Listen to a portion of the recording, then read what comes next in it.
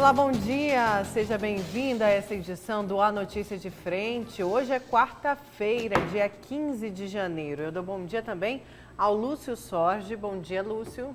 Bom dia, Nayara. Bom dia, Antero. E bom dia a você que nos honra com a sua companhia. E bom dia também ao Antero Paz de Barros. Bom dia, Antero. Bom dia, Nayara. Bom dia, Lúcio.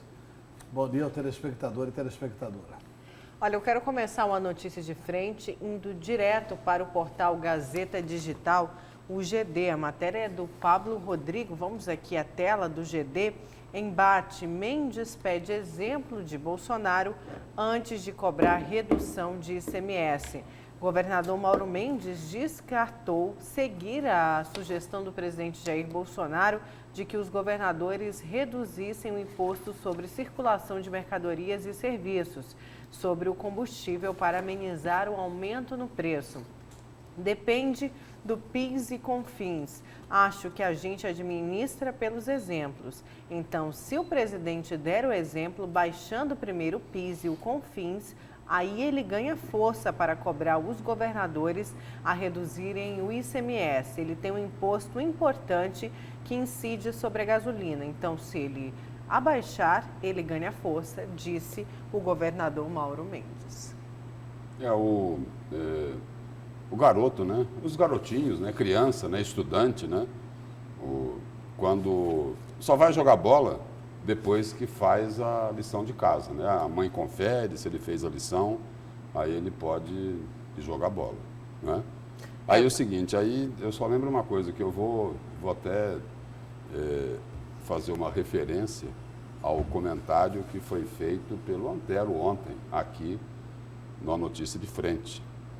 Os poderes tiveram os repasses do duodécimo aumentados na lei do orçamento anual aí de 2020. Aumentaram lá do Tribunal de Justiça, do Tribunal de Contas, do Ministério Público. Aí é o seguinte, a sugestão que eu faço aqui, se isso não foi combinado com o governador Mauro Mendes, se isso não foi combinado com ele, se foi lá uma iniciativa da Assembleia Legislativa, o governador Mauro Mendes faz o seguinte, veta o aumento no repasse do duodécimo. Ele estará dando um bom exemplo.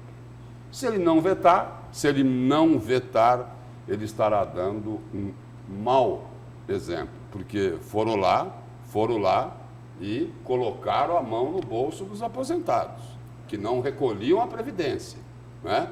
Não recolhiam nada, até um limite X, né? Agora vão pagar 14% a partir de R$3.000. E aí o seguinte, aí daria um bom exemplo se metesse a tesoura no aumento dos repasses dos poderes, que insistem em não cortar os privilégios, dizendo que não tem gordura para cortar. Conversa fiada. Só para contextualizar, Antero, para o nosso telespectador entender, essa resposta do governador é por conta das declarações do presidente na semana passada, após a alta no preço do petróleo, por conta das tensões aí entre Estados Unidos e Irã. O presidente disse o seguinte: como reduzir o preço do combustível? Quase um terço do produto final é ICMS. Bom dia a todos, escreveu nas redes sociais o presidente Jair Bolsonaro. O presidente Jair Bolsonaro é um populista de direita, né? Ele está jogando para cima dos governadores o aumento no preço dos combustíveis. Quando quem aumenta o preço dos combustíveis é se a Petrobras tem que aumentar. A Petrobras não pode fazer uma política de ficar segurando o preço se o mundo inteiro está aumentando o preço. Ela tem que aumentar, quando aumenta no mundo, tem que diminuir quando diminui no mundo, né, no mercado internacional. Agora, que a gente precisa começar a discutir menos impostos, precisa. A pauta que a sociedade exige é menos imposto, menos corrupção. Quanto menos imposto, é menos corrupção. É menos empresário tentando comprar secretário, tentando comprar governador, é menos corrupção. É menos corrupção. Então nós temos que diminuir os impostos indiscutivelmente. Por exemplo, eu li ontem que o deputado, que aliás é candidato a senador, o presidente da CPI da Energisa, como é o nome dele? Eliseu Nascimento. Né? O deputado Eliseu Nascimento diz que a Energisa pode romper o contrato, etc. e tal. Aí, a Energisa agora está com uma publicidade mostrando o que é de imposto, o que é da Energisa. Né? De uma conta de R$100, 40% é de ICMS. 40% a 42% no cálculo por dentro é de ICMS, é de imposto. Aí tem um outro percentual elevadíssimo, que é de 24%, que é das geradoras de energia. 24%. E tem 20%, em torno de 20%, que vai para a Energisa para fazer frente a todas as despesas da Energisa. Mas, aliás, tinha que se fazer uma campanha, não é só para a questão da energia, não. Se comprou um produto do supermercado, tinha que vir ali, olha, neste produto você está pagando tanto de imposto. Tinha que né? constar. Para saber realmente uma educação, para as pessoas perceberem que o Estado é um grande sócio. O Dante foi o governador que privatizou a SEMAT. Foi um negócio da China para Mato Grosso. Porque ele recebeu um dinheiro pela privatização da SEMAT, que tinha que ser privatizada assim. A privatização da SEMAT aconteceu porque o Estado, na época, pagava 18 salários para os funcionários da SEMAT. O Estado não tinha dinheiro para pagar borracheiro, que arrumava os pneus dos carros da SEMAT que iam consertar. Atrasava salários dos funcionários da SEMAT. Aí o Estado vendeu, entregou para a Energisa, acabou aquela farra de 18 salários, vendeu para a rede, né? Depois a rede vendeu para a Energisa. Acabou aquela farra de 18 salários. Enfim, tem muita coisa que o Estado tem que tomar conta, tem muita coisa que o Estado não tem que tomar conta. Agora, o presidente Bolsonaro criticar os governadores pelo aumento da questão da energia, é ele não querer tomar providências no seu quintal. Né? Do combustível, né? Do combustível. Do combustível. Da energia do combustível. Né? E uma outra questão aí, Antero, você estava de férias ainda, nós entrevistamos aqui o deputado Carlos Avalone. E eu quero destacar aqui um ponto da fala dele exatamente nessa questão da energia elétrica. O que é um outro absurdo. A Energisa também fez um negócio da China. Um negócio da China.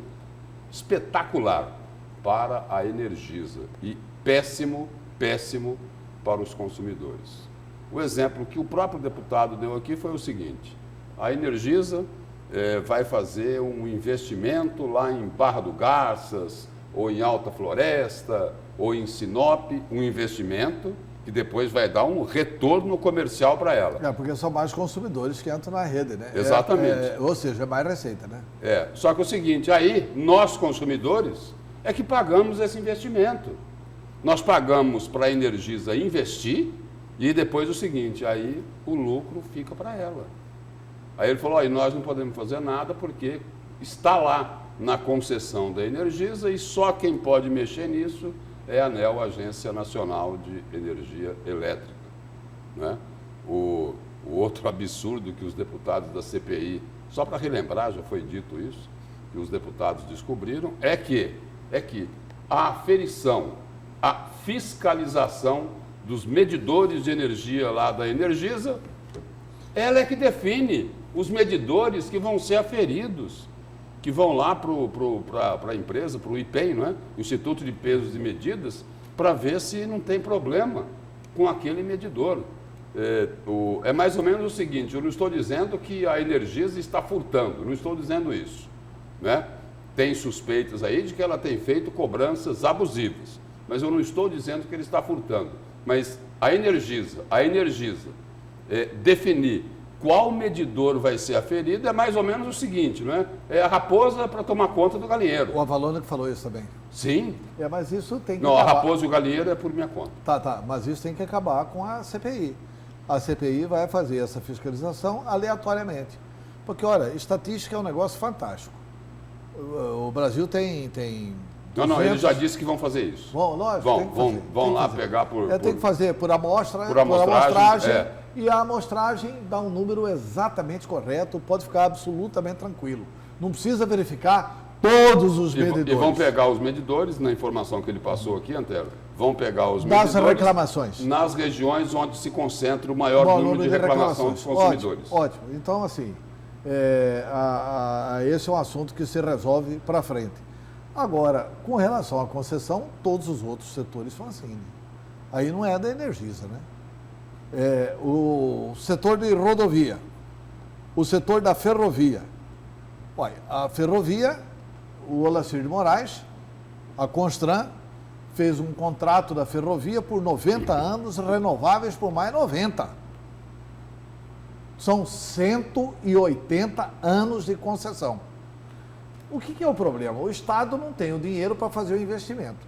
Então, a iniciativa privada faz o investimento. Às vezes, a iniciativa privada empresta o dinheiro do BNDES, mas não tem problema, porque ela vai ter que pagar o banco público. Empresta o dinheiro do BNDES para fazer o investimento. Faz o investimento. E depois ela vai demorar 30 anos para se ressarcir desse investimento, mas os 150 anos para frente é lucro. Não é isso, Antero. É. Não, a conta não é essa. Vamos pegar um número aqui. Fez um investimento de 500 mil na região de Barra do Garças. Esse investimento aqui vai para a conta de todos os consumidores aqui de Mato Grosso. Ela não coloca o dinheiro no bolso do bolso dela para fazer esse investimento, não. São os consumidores. Esse custo desse investimento é rateado entre os consumidores de Mato Grosso e isso vai para a conta de energia. É isso, esse que é o problema. E isso está no contrato? Isso está no contrato, é da concessão. Encontramos uma falha aí, o Avalone encontrou uma falha do governo Dani de Oliveira. Né? Porque a concessão foi feita na época do governo. Sim, ele deixou isso claro, ele lembrou, né? Ele lembrou essa questão. Já que a gente está falando do governo Mauro Mendes, antes de eu ir para os destaques de vocês, eu não sei, o VLT é destaque de algum dos dois? Não. Meu não. O veículo leve sobre trilhos, o VLT, é uma grande confusão que armaram para o estado de Mato Grosso. A afirmação é do governador Mauro Mendes durante a inauguração da Avenida Parque do Barbado, em Cuiabá. Assim como o modal, a via também fazia parte do pacote de obras de 2014. A obra está sob júdice. O VLT é uma grande confusão que armaram para o estado. Nós temos diversos processos judiciais. Isso não passa de uma grande confusão e que nós teremos que tomar uma decisão a respeito disso, disse o governador. Essa fala do governador já mostra que talvez o Estado opte por não terminar o VLT, Antero e Lúcio? Olha, essa fala do governador, aliás, o governador tem dado sinais de que ele não gostaria de terminar o VLT, né? Que ele não gostaria de terminar o VLT. Os sinais dele são todos no sentido de não terminar o VLT e sem abrir para a sociedade esse debate. Estamos estudando, mas estão estudando como?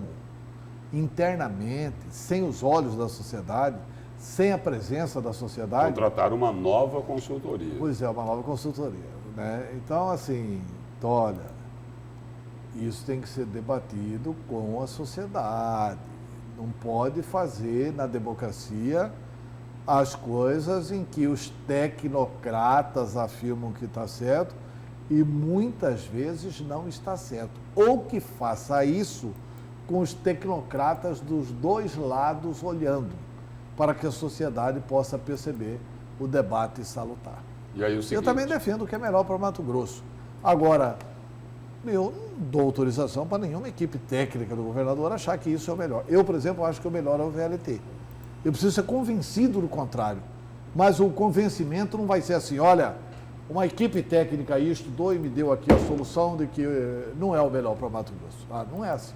A gente ouviu na campanha eleitoral e ouvimos isso bastante no início do governo Mauro Mendes em 2019, de que a conclusão, quer dizer, a decisão sobre o que é que iria acontecer com o VLT, esta decisão tinha um prazo, que era o final de 2019. Aí chegou em novembro, final de outubro, início de novembro, veio lá a seguinte explicação, que mudou lá o secretário de Mobilidade Urbana, lá do Ministério das Cidades, é isso?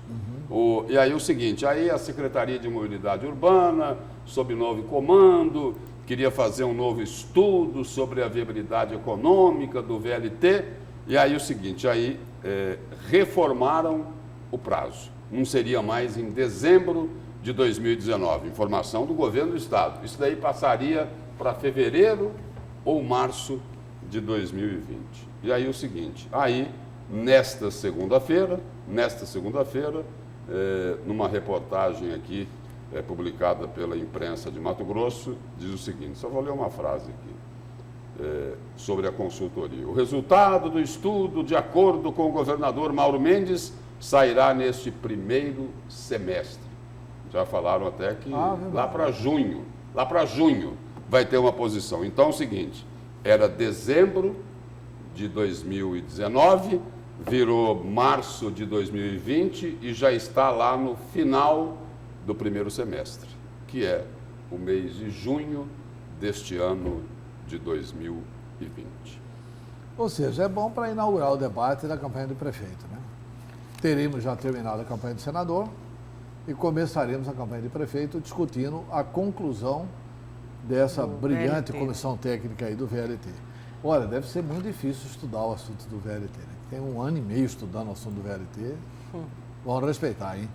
Isso aí seguinte, já dava para ter resolvido a guerra lá do Irã com os Estados Unidos. E aí o seguinte, né, Antero? Aqueles que têm muita culpa do VLT não ter saído, vão estar culpando Mauro Mendes por não retomar a obra. Não, os que praticaram, esse é o roteiro. Os que praticaram corrupção durante a tentativa de se construir o VLT poderão ser os maiores críticos dessa questão. Eu não pratiquei a corrupção, eu denunciei a forma como estava discutida essa questão do VLT e eu acho que o VLT é a melhor opção. Mas precisam convencer do contrário se o governo quiser apresentar argumentos contrários. Agora eu quero saber os destaques. Vamos começar com o seu destaque, Antero. Bom, meu destaque é o seguinte. Eu acredito que Brairo Maggi, mais uma vez, está passando melado na boca da turma e o candidato ao Senado do PP é Brairo Maggi. Eu vou explicar por quê. Porque eu estou dizendo que o Brairo Maggi é candidato a senador da República. Daqui a pouco eu explico. Certo. E o seu, Lúcio? Meu destaque de hoje é para dizer o seguinte, a turma lá de Brasília, lá da Câmara dos Deputados, querem aprontar mais uma.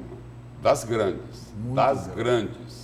Eles querem agora restringir, impedir a atuação de juízes de primeira instância em casos envolvendo foro privilegiado. Por exemplo, eles querem proibir aí os juízes de primeira instância. Só citar um exemplo, vamos pegar aqui a vara que mexe com os bandidos do colarinho branco, a 7ª vara criminal aqui de Cuiabá. Eles querem impedir lá o titular desta vara de fazer busca e apreensão, de decretar prisão dos bandidos e dos ladrões.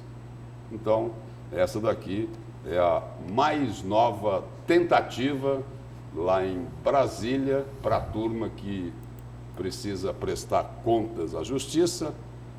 É o que eles estão fazendo para ver se conseguem escapar, ou pelo menos dificultar a ação da Justiça. E o foro privilegiado ainda continua, hein? Ainda continua. Não, eles estão piorando. Eles estão piorando. Com isso aqui estão piorando. Né? Só existem 55 mil figuras públicas no país com foro privilegiado. E agora eles querem proibir o juiz de primeira instância de fazer isso que eu acabei de falar aqui, entre outras coisas, busca e apreensão e até decretar a prisão de quem enfia a mão nos cofres públicos. Daqui a pouco, então, a gente volta a falar desse assunto. Agora, a gente fala do assunto Emanuel Pinheiro e vereador Abílio Júnior. Acusado de complô, o vereador registrou conversa em cartório.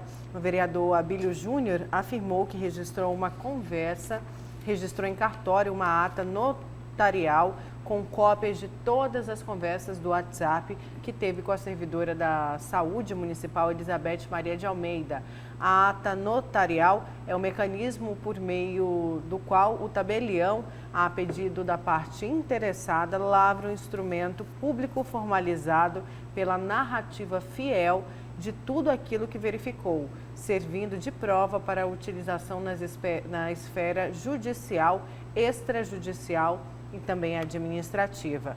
Elizabeth, que acusou o vereador de tê-la orientado a manter uma história falsa de que o prefeito Emanuel Pinheiro estaria articulando a cassação do vereador Abílio Júnior. E ele foi seu entrevistado, não foi? De ontem. O que você sentiu dessa conversa? Eu senti um Abílio desesperado, senti um Abílio perdendo a linha. Foi a pior entrevista que eu vi Abílio dar desde que ele tomou posse como vereador. Eu escutei um trecho, parece que ele falava aí do pedido de prisão do prefeito e não teve esse pedido, é uma fake news. Não, eu disse a ele que eu não conheço, como jornalista, eu não conheço. Vocês conhecem? A Procuradoria-Geral da República pediu a prisão do Emanuel Pinheiro. Eu disse que não conheço, que a imprensa não divulgou isso. Que desespero foi notado? Por que desse desespero? Olha, desespero assim. Primeiro que ele, na minha opinião, perdeu a compostura. Ele perdeu a compostura. Eu me lembro que teve um pedido do Ministério Público Estadual aqui, numa ação aí, me parece, de improbidade, pedindo o afastamento do prefeito Emanuel Pinheiro, que a justiça, que a juíza, me parece que foi a justiça. Negou. Célia Regina Vidotti, não foi? Negou. Ela negou isso. Negou. O Bortolucci negou também, né? Um pedido do Ministério Público Estadual, do Dr. Clóvis. Mas ele diz que a Procuradoria-Geral da República, eu falei, olha, não conheço pedido da Procuradoria, ele pediu ao Supremo Tribunal Federal, sinceramente não conheço, ninguém conhece, etc. Mas aí tudo bem, pode ser uma confusão mental momentânea na hora de dar a entrevista. Mas ele partiu para cima dizendo o seguinte, ele disse claramente o seguinte, Emanuel Pinheiro foi corrupto como deputado estadual, ladrão, corrupto como deputado estadual, teve o dinheiro do paletó, teve pérolas, aquelas pedras preciosas, e continuou corrupto como prefeito, roubou dinheiro da saúde, etc. e tal. Mas você não tem receio de processos e tal? Não tenho, porque eu provo. Pode me processar que eu consigo provar. E aí depois ele partiu para colocar na mesma vala o Emanuelzinho. Eu falei, pelo amor de Deus, qual é a questão que você tem contra o deputado Emanuelzinho? Porque tal filho, tal pai. Eu falei, pelo amor de Deus, não transfira aos meus filhos os meus defeitos.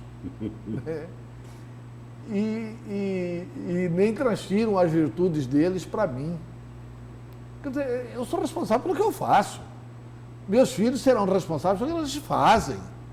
Quer dizer, não se conhece nada do deputado Emanuelzinho. E ele insistindo. Isso é uma tese, Lúcio, que é uma tese que gerou até um livro no direito.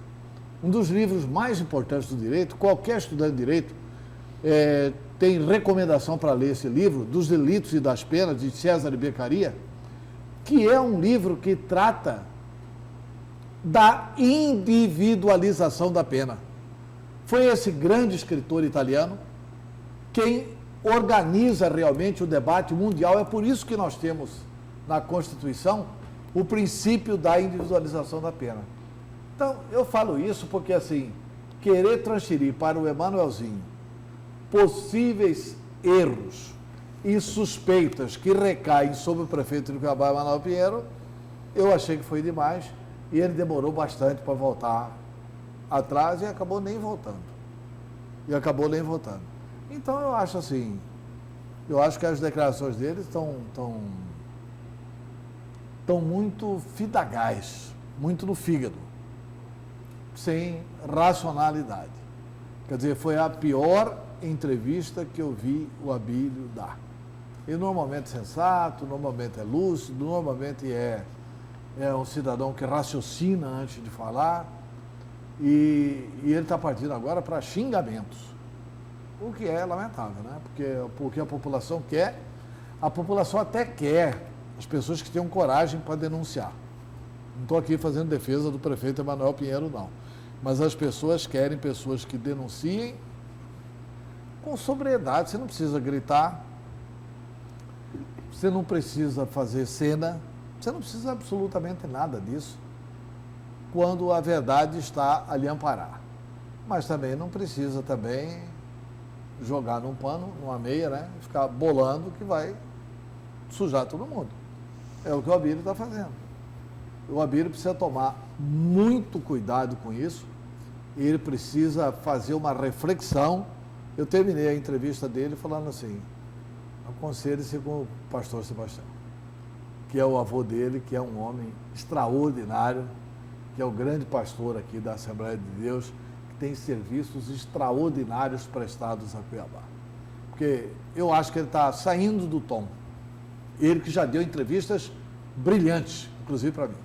E sobre essa questão do Ministério Público Federal, eu me recordo que há uns 2 meses atrás chegou até a ser publicado aí de que o prefeito Emanuel Pinheiro teria sido, ou pelo menos foi pedido, né, que ele fosse multado, né, numa ação do Ministério Público Federal.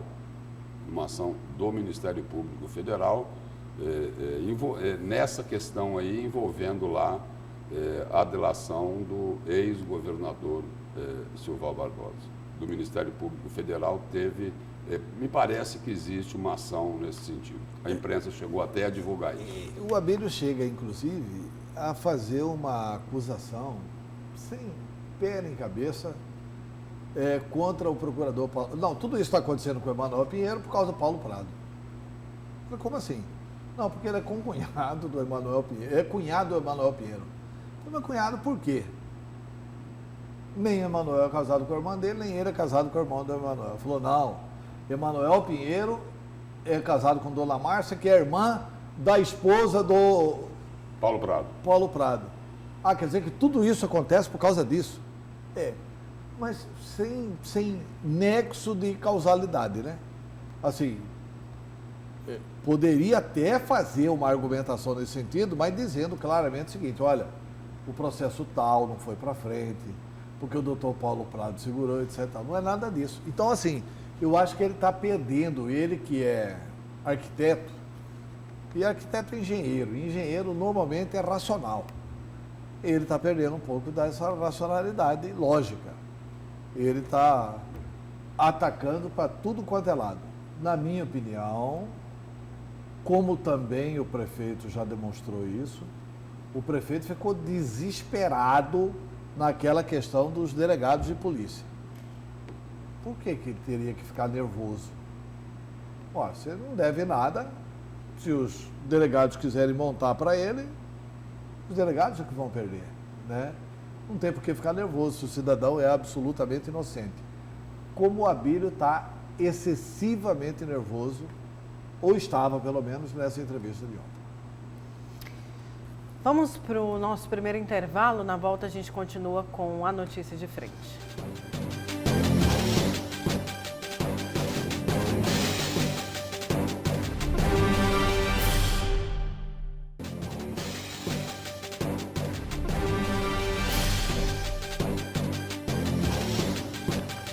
Voltamos com a notícia de frente e o Conselho de Previdência, com representantes dos poderes estaduais e dos servidores públicos, se reuniu ontem. No encontro, a maioria dos membros concordou em aumentar o tempo de contribuição para 40 anos e a idade mínima para se aposentar para 62 anos. 62 para mulheres e 65 para homens. O Fórum Sindical dos Servidores pensa em procurar a justiça para garantir seus direitos previdenciários. Os detalhes com o repórter Antônio Carlos Silva. Apesar da aprovação do projeto de lei complementar do governo de Mato Grosso na última sexta-feira, dia 10, a aplicação do aumento da alíquota de contribuição previdenciária de 11% para 14% para todos os servidores públicos estaduais ainda depende de algumas decisões. Sobre isto e outros assuntos, a gente conversa agora com um dos coordenadores do Fórum Sindical, o presidente do Simpaic. Edmundo, sobre a aplicabilidade do aumento da alíquota, o que ainda falta para isso acontecer de fato na prática? Para a aplicação dessa alíquota que foi aprovada lá em sexta-feira passada, vai precisar de 90 dias. Ela não vai ter uma aplicação de imediata. Precisa da redação final lá da Assembleia e, posteriormente, a sanção do governador. E aí, 90 dias para poder aplicar. Por enquanto, ainda vai continuar tudo normal como está. Em relação à primeira reunião do Conselho de Previdência de Mato Grosso, que ocorreu nesta terça-feira no Palácio Paiaguás. Foi a primeira reunião depois da aprovação do aumento da alíquota. Como que foi a reunião? Olha, para nós foi catastrófica. Para o lado do servidor, como sempre, catastrófica, né? Porque não atendeu nenhuma emenda apresentada por nós, servidores, né? E outra coisa, estava tendo uma discussão sobre o corregimento que está conduzindo esse conselho. Porque existem dois regimentos.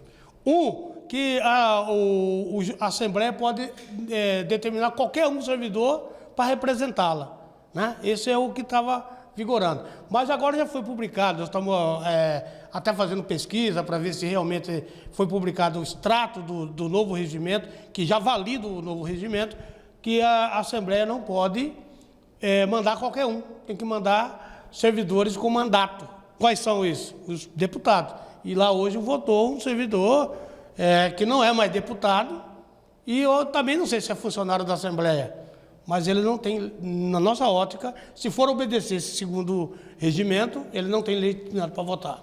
Sobre a pauta da reunião, o que foi colocado, por exemplo, em votação, qual foi a posição dos servidores? O que foi colocado em votação é o tempo, né, a idade mínima para se aposentar. A mulher passou para 62 anos, o homem para 65, o que é uma aberração. 40 anos de contribuições. Que hora que esse pessoal vai começar a trabalhar? Quer dizer que vai começar a trabalhar com 20 anos? Eu comecei a trabalhar com 18, entendeu? Então é muito complicado. Por essa nova redação, muita gente não chega à aposentadoria. Em relação ao tempo de contribuição? Pois é, 40 anos. 40 anos é muito, porque o pessoal tem que viver, né? Por exemplo, ele tem que ter 20 anos no mínimo para poder pedir aposentadoria de serviço. Sobre essas decisões do Conselho, já vão ser encaminhados para votação na Assembleia ou depende ainda do estudo anunciado pelo governador, um estudo que daqui a 2 meses que ele vai encaminhar a PEC, a proposta de emenda à Constituição, para a votação? O que ficou decidido lá que já vai ser mandado para a Assembleia para discutir na Assembleia. Então, por isso a gente já aproveita da oportunidade aqui para convocar os servidores para serrar a fileira junto com o sindicato, porque o sindicato está lutando arduamente, mas nesse momento parece que estamos lutando sozinhos. O que não é verdade, o pessoal está dando nossa força, mas não está indo no embate. Nós precisamos fazer um embate. O embate que eu digo não é briga, é uma discussão de alto nível para poder ter uma Previdência com mais tranquilidade. Precisa reforma da Previdência? Precisa, mas não precisa confiscar nosso direito, o nosso salário, que é um absurdo, principalmente o que fizeram sexta-feira, confiscaram o salário de quem menos podia fazer, que era dos aposentados e pensionistas. Então, só para resumir a situação, o PLC que foi aprovado na sexta-feira depende ainda de redação final e sanção governamental e depois 90 dias para entrar em vigor a cobrança sendo elevada de 11% para 14%, sendo que quem ganha até R$ 3.000 estaria isento no caso dos aposentados. Já em relação à definição de tempo de contribuição e idade para se aposentar, depende da aprovação de uma PEC, uma proposta de emenda à Constituição, também a ser aprovada, para depois entrar em vigor. E o sindicato, os servidores, avisando que, se os direitos trabalhistas forem retirados, vão tentar entrar com ações judiciais. Com apoio técnico de Moisés da Costa e imagens de Edilson Paulo, Antônio Carlos Silva para a Notícia de Frente. E o deputado estadual pelo PROS, João Batista, participou ontem do Jornal do Meio-Dia e falou também sobre a reforma da Previdência, o texto aprovado na Assembleia Legislativa. Deputado, a Nayara citou aqui algo que o governo tem dito, de que a reforma aprovada aqui em Mato Grosso segue os mesmos moldes da reforma que foi aprovada pelo governo federal. Mas com os aposentados foi diferente, não foi? Sim, na verdade... Porque aqui é o seguinte, eles vão pagar, quem não pagava vai passar a pagar 14%, de 0 vai para 14%. No governo federal não foi isso o que foi aprovado. Correto? Correto. Na verdade, essa história de que estamos apenas cumprindo aquilo que a Emenda Constitucional 103 já determina, ela não é bem assim. Lá tanto é que lá também diz que se o governo, os estados quiser, também pode fazer a chamada alíquota progressiva. Ou seja, quem ganha menos paga menos, quem ganha mais paga mais. E por que o governo ele não mandou dessa forma? Na reforma do governo federal, a isenção dos aposentados é de a partir de até quanto? Até quem recebe o teto da Previdência, que é de 5.830. Que agora é R$6.000 em função do reajuste do salário mínimo. O governo de Mato Grosso ele já inovou nessa questão da reforma da Previdência Social, taxando também os aposentados. Inclusive, diga-se de passagem, inclusive aqueles que ganham um salário mínimo. Porque a emenda que passou isentando os que ganham abaixo de 3, foi uma emenda da Assembleia Legislativa. Ou seja, pode ser...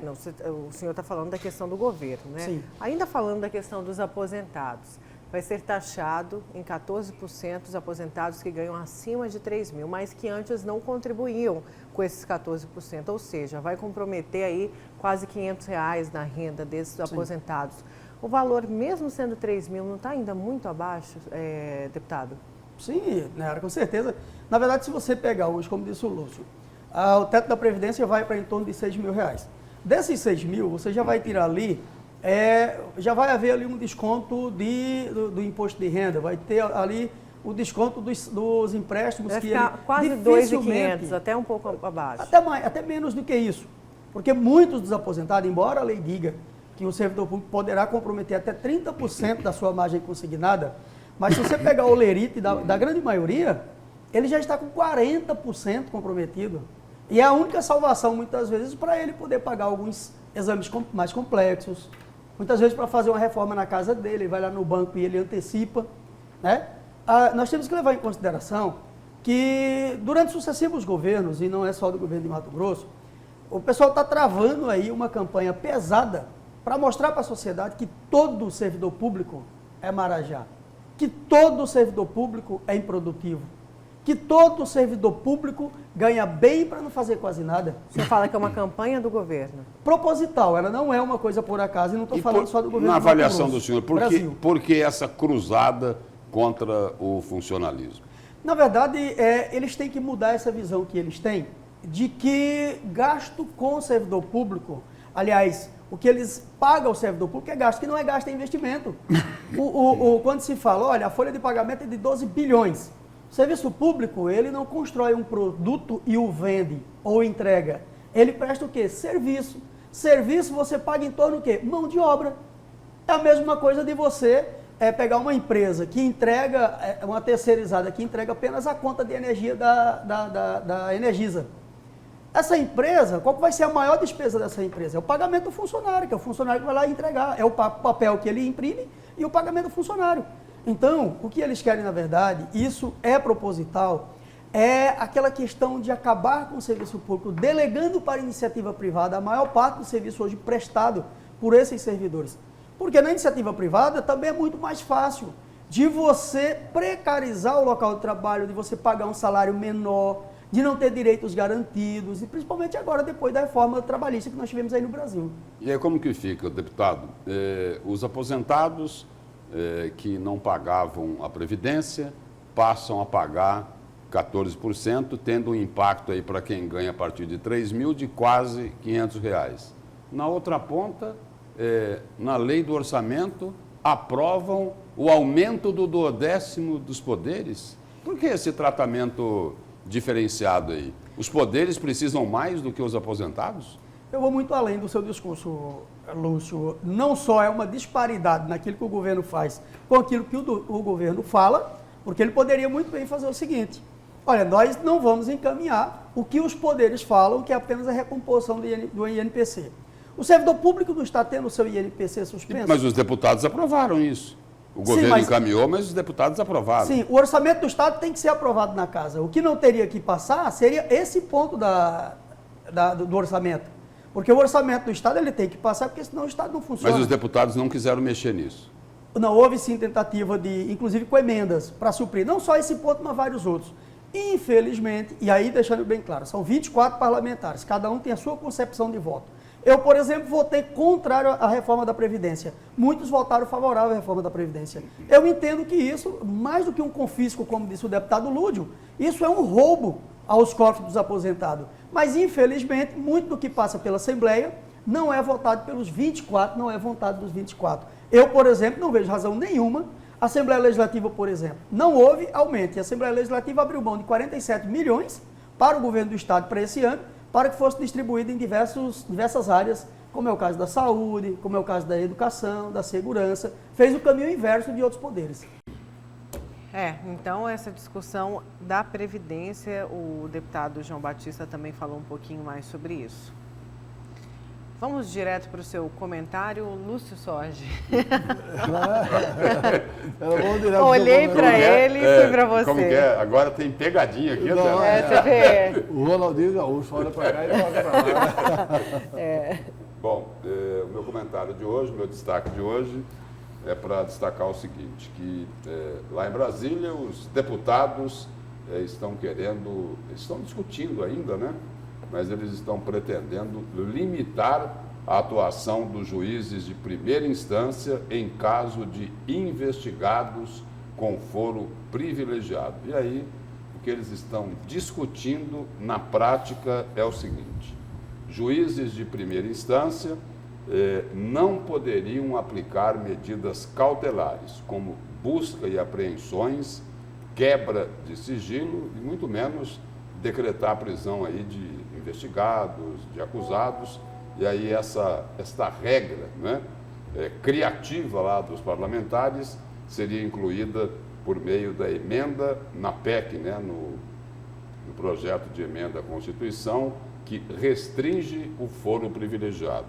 Só para situar melhor aqui, 55 mil figuras públicas são beneficiados por essa excrescência que atende pelo nome de foro privilegiado. E só para colocar aqui na prática, né, um exemplo para ilustrar o que os deputados estão querendo, é como se o juiz da 7ª Vara Criminal aqui de Cuiabá, né, de Mato Grosso, que lida com os bandidos do colarinho branco, aí eles querem impedir esse juiz, né, de fazer busca e apreensão, de quebra de sigilo, de decretar a prisão. E aí os deputados estão tentando postular lá na Câmara um acordo para aprovar um texto que limitaria a ação dos juízes de primeira instância em investigações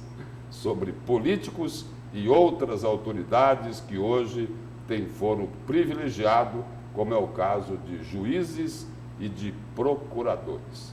Esse dispositivo aí, eles pretendem que seja incluído na forma de uma emenda na proposta de emenda à Constituição, a PEC que restringe o foro privilegiado. E aí essa PEC ela já foi aprovada pelo Senado e está parada na Câmara há 1 ano e prevê reduzir o foro privilegiado, aí, que é a prerrogativa de ser investigado por tribunais superiores em caso de crimes comuns para 5 autoridades: presidente, vice-presidente da República, presidente da Câmara, presidente do Senado e o presidente do Supremo Tribunal Federal.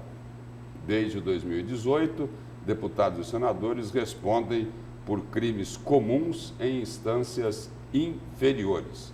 E eles mantiveram o foro privilegiado apenas para casos de crimes cometidos no período do mandato e relacionados à atividade parlamentar. E aí, por essa emenda, que os deputados negociam como uma maneira de facilitar a aprovação da PEC, juízes de primeira instância não poderiam decretar contra a autoridade que hoje tem foro, medidas cautelares aí como prisão, quebra de sigilo bancário e telefônico e ordem de busca e apreensão. De acordo com a emenda, essas medidas teriam de ser decididas por tribunais superiores. E aí é o seguinte, o que os deputados querem fazer é o seguinte: olha, eles estão dando o seguinte recadinho: olha, nós aprovamos o foro privilegiado, nós aprovamos o fim do foro privilegiado, mas desde que os juízes de primeira instância não possam praticar lá a quebra de sigilo, não é?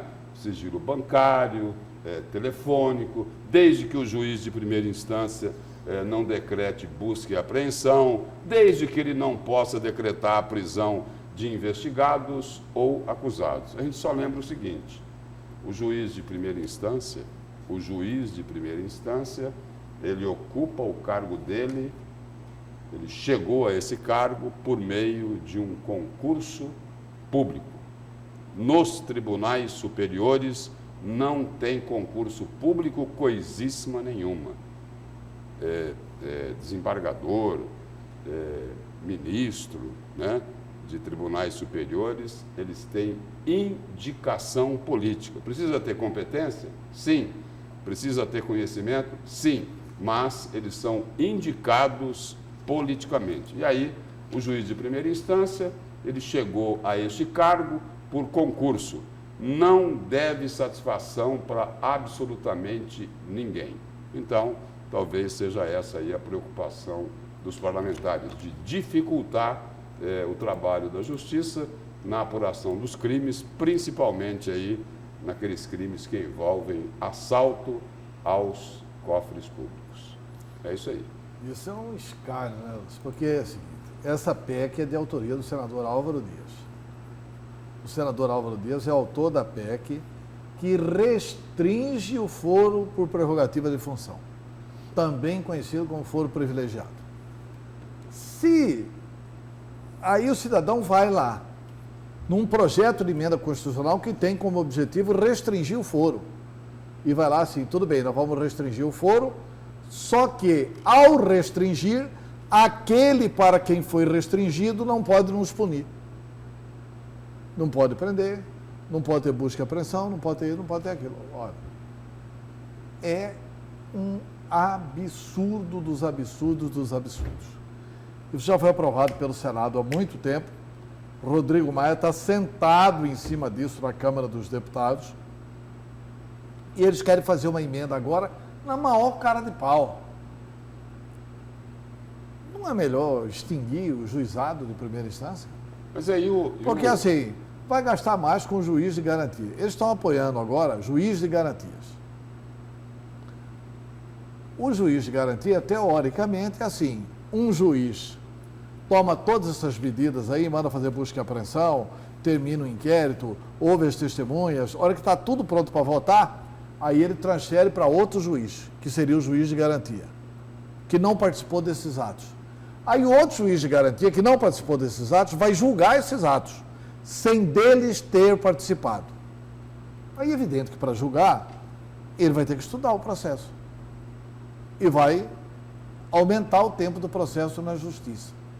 Então, ao mesmo tempo que eles querem aumentar o juiz de garantia, incluir o juiz de garantia, numa situação também absurda, que é inexequível na atual situação, porque assim, se aumentou 60 milhões o Mauro Mendes, o governo do Estado, o orçamento do Estado, votado pela Assembleia, que o Mauro Mendes pode vetar, se isso aumentou para o ano que vem, imagine quanto aumentará se for aprovado o juiz de garantias. Quantas comarcas nós não temos? Só ficar aqui pertinho. Poconé, só tem uma juíza. Não tem recurso para Não isso. tem recurso para fazer concurso, para encher de juiz o Estado de Mato Grosso e o país. Não cabe, não tem condições. Não tem condições. E agora eles querem o quê?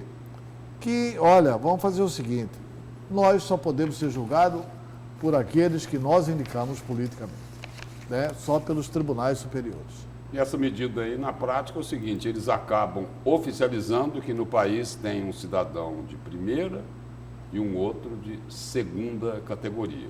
Os juízes de primeira instância podem decretar todas essas medidas contra todos os investigados no país. Só não podem fazer nada com os bacanas lá de Brasília, quando eles são acusados de se lambuzar no meio da propina, no esgoto da corrupção. Aí, essa turminha aí vai representar o cidadão de primeira categoria.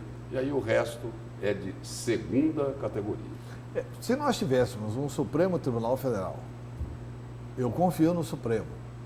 Acho que as decisões do... Mas, assim, que a população confiasse no Supremo, podia até deixar aprovar essa emenda, porque ela é flagrantemente inconstitucional. Está lá, todos são iguais diante da lei. Essa emenda que eles querem fazer no projeto estabelece desigualdades extraordinárias.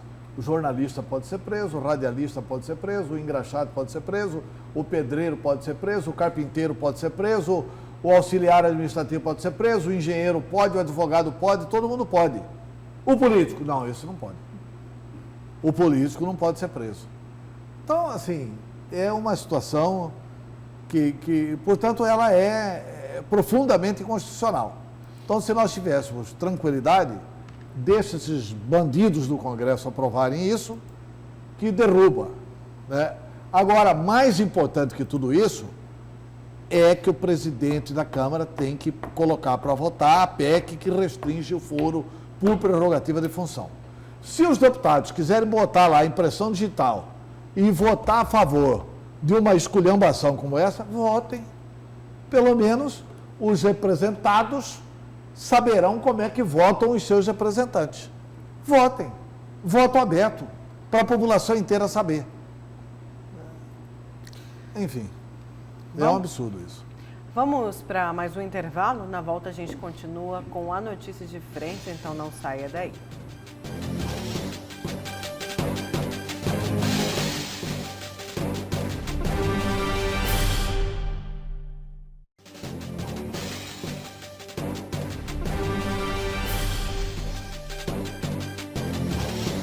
Voltamos com a notícia de frente e, olha, o vereador acusado de associação ao tráfico tem salário cortado. O vereador é o Jânio Calisto, vereador em Várzea Grande. Ele foi preso durante a operação da Polícia Civil. O presidente da Câmara de Vereadores de Várzea Grande, o vereador Fábio José Tardim, afirmou ter determinado a suspensão do pagamento do salário e da verba indenizatória do vereador Jânio Calisto, do PSB, enquanto ele estiver preso. O comunicado foi publicado ontem, terça-feira, no site da Casa de Leis, no site da Câmara de Vereadores de Várzea Grande. O vereador recebe 10 mil mensais, mais 9 mil de verba indenizatória. Calistro foi preso na operação da Polícia Civil no dia 19 de dezembro do ano passado. Ele é suspeito de estar associado a um grupo criminoso responsável pelo controle do tráfico de drogas em Várzea Grande. E, em nota, o presidente do Legislativo defendeu a ampla defesa do vereador, mas que afirmou que preza pela moral e respeito ao erário público. ou seja, ele continuava recebendo, mesmo preso. A suspensão aconteceu agora, a decisão foi de ontem. Então ele passou aí o quê? Menos de um mês, né? Só o salário de dezembro que ele recebeu, no caso, preso. Precisou denunciar primeiro, né? Isso. É isso? Isso. Precisou ter a denúncia para que se tomasse essa decisão, né? O último pagamento de salário do vereador foi no dia 23/12. E olha, vamos falar agora de eleições. Diversos veículos realizam pesquisas eleitorais durante as campanhas. Porém, todas as pesquisas de opinião pública devem ser registradas no Tribunal Regional Eleitoral antes da divulgação do resultado. O registro precisa ser feito dentro de um prazo estipulado. Mas será que as pesquisas são realmente confiáveis? Vamos conferir na reportagem da Luciana Gaviga. Entre as pesquisas que serão realizadas neste ano estão a das eleições suplementares para o Senado e também para prefeitos e vereadores. Em geral, são feitas ou encomendadas por partidos políticos, candidatos e veículos de comunicação. O interesse no resultado da pesquisa sempre é aguardado com muita expectativa. Mas será que, de fato, este instrumento pode definir a escolha pelo candidato? Primeiro processo, temos que entender que pesquisa eleitoral é uma ferramenta. Enquanto ferramenta, ela pode ser manipulada para o bem ou para o mal. Ela tem influência na questão do voto? Tem, mas não é só a pesquisa. E se nós não tivéssemos a pesquisa, teria outros fatores que iriam influenciar o voto?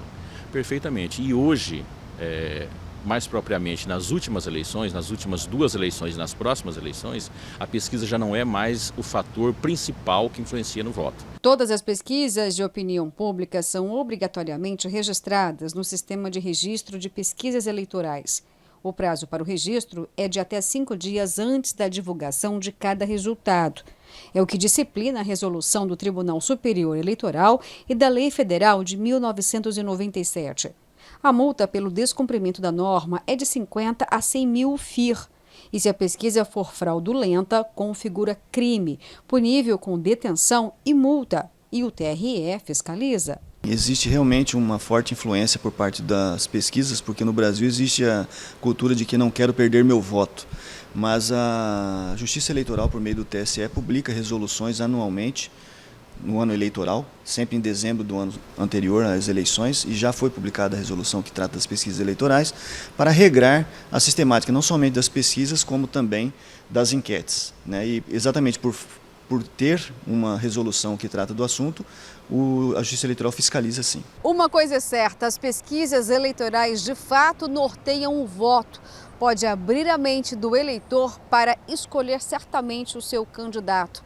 Algumas pesquisas, por exemplo, não têm o resultado esperado pelo partido ou pelo candidato. E neste caso, elas são até suspensas, não são publicadas. Prova de que existem critérios técnicos que devem ser respeitados. Precisa ser uma empresa com CNPJ, que tenha um estatístico que responda pela pesquisa, pela qualidade da pesquisa, tem que ter a margem de erro, o número de pessoas que foram abordadas, tem que ser apresentado um questionário, tem que ser demonstrado o local onde foi realizada a pesquisa eleitoral, dentre outros requisitos que precisam existir para que ela possa ser daí registrada na Justiça Eleitoral.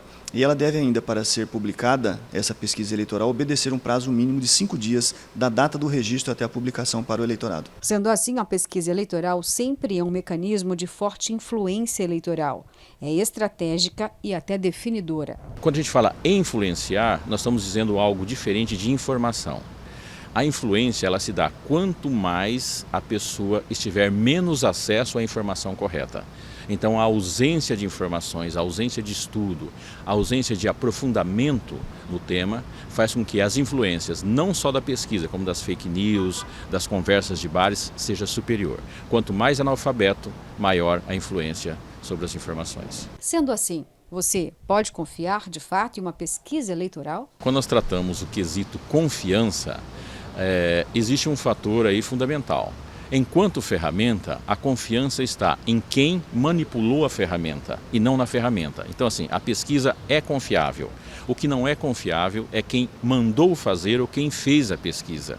Então o problema não está na pesquisa, está no caráter das pessoas que lidam com pesquisa. Existe um critério científico a ser obedecido para que seja feita a pesquisa eleitoral, de modo que ela, se não manipulada, ela é crível.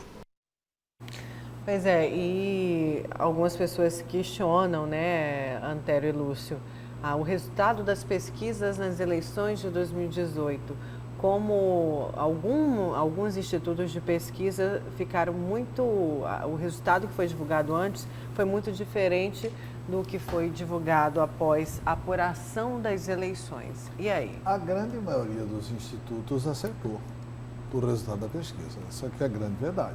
O olhar sempre está naqueles dois grandes institutos. Mesmo esses dois grandes institutos sempre acertaram. O Datafolha e o Ibope sempre acertaram. A população questiona números. E aqui em Mato Grosso né? também, muitas pesquisas acertaram. Eu, por exemplo, coordenei a campanha do governador Mauro Mendes. Nós tínhamos, 10 dias antes da eleição, um número assim, 53,7% de votos para Mauro Mendes. Faltavam 10 dias para a eleição. Aí pedimos para fazer um acompanhamento na reta final, quer dizer, o Mauro Mendes já ganhava no primeiro turno. Pedimos para fazer um acompanhamento na reta final, porque se faz na sexta-feira antes da eleição, acerta o número na mosca. Aí, por economia, etc e tal, não foi autorizado e não foi feita a pesquisa, né? Mas foi o Instituto que deu, que ia ganhar no primeiro turno. Ganhou com 58. Muitos outros institutos deram também de que ganharia no primeiro turno, mas com um número abaixo desse 53,7. Então, assim, pesquisa é estatística. E eu fui um bom aluno de estatística de Pedrinho Novis Neves. Foi um dos grandes professores de estatística da Universidade Federal de Mato Grosso. Não sei mais como que faz isso, mas é ciência exata. Tanto isso é verdade que o cidadão faz 1.200 entrevistas no Brasil e acerta o resultado da eleição nacional. 230 milhões estão votando, ele entrevista 1.200 pessoas e acerta o resultado da eleição nacional dentro daquela margem de erro que os institutos estabelecem. E outra coisa, na minha opinião, é uma bobagem grande, não é pequena não. Falar que, mas pesquisa influencia. Não influencia. Você quer a prova de que não influencia? Se pesquisa influenciasse, quem saía atrás não chegava na frente. Mas o eleitor só gosta de votar, disse aí o cientista político. O eleitor gosta de votar só em quem vai ganhar. Tá bom, e as viradas que tem na eleição? E as viradas que tem na eleição? O cidadão sai lá atrás e ganha a eleição. Eu perdi a eleição aqui, onde eu saí com 55, o Blairo com 8. E o Blairo passou na frente e ganhou. Por isso que tem um negócio chamado campanha. E ganhei a eleição aqui de senador, onde Bezerra saiu com 68 e eu com 2. Eu passei na frente e ganhei. Se as pessoas fossem votar só em função do resultado da pesquisa, não ia prestar atenção na campanha, não ia nada. Então, pesquisa é um número, é uma informação, é uma fotografia de momento. E esse número se move de acordo com a qualidade de todas as campanhas. E a preocupação aí, que o Antério coloca aí, ela fica muito mais em cima daquelas pesquisas que são divulgadas ali às vésperas das eleições, né?